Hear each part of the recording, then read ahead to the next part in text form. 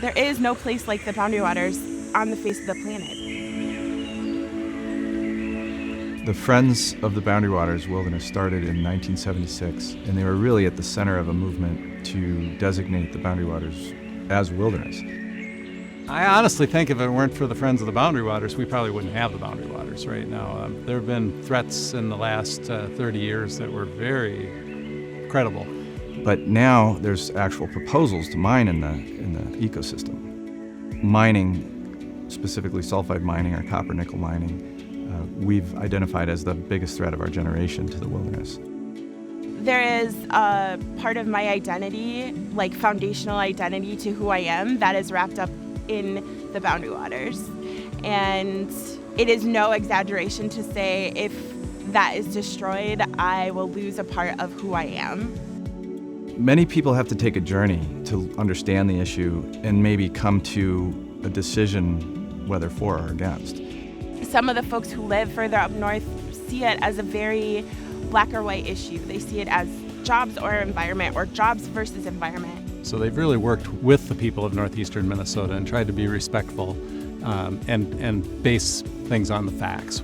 We didn't want to just raise an alarm for an alarm's sake. We wanted to do it in a way where people could understand a very complicated issue.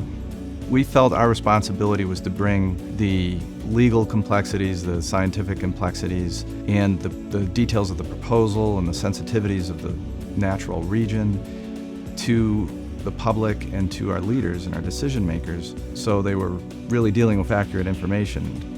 Mining's been a big part of our state, but it's only been iron mining. And copper-nickel mining is an entirely different animal. It's highly pollutive. It's the most pollutive industry in the world. And what it pollutes is water. To me, to put something that's that risky environmentally right at the top of two pristine watersheds is a really bad idea. The stakes in some way are unimaginable to us because there's no way to really put a value on the uniqueness that is the Boundary Waters.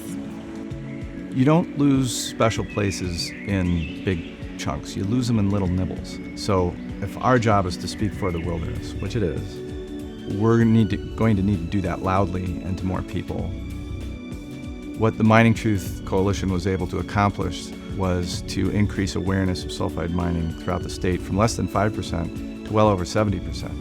And with that came a real strong opposition to doing this destructive activity in these really valuable natural areas. I had a customer a few years ago who was 60 years old, grew up in urban Memphis, had never camped in his life, and he went on a canoe trip for 6 days, rained the whole time, cold, and he came in and I was kind of like, how was it, kind of thinking, and he looked at me and just with all sincerity said, it was one of the greatest experiences of my life. I'm really thankful the Friends are here. I look forward to continuing to support them in all the ways that I can and to continuing to try to make the Boundary Waters a place for generations to come.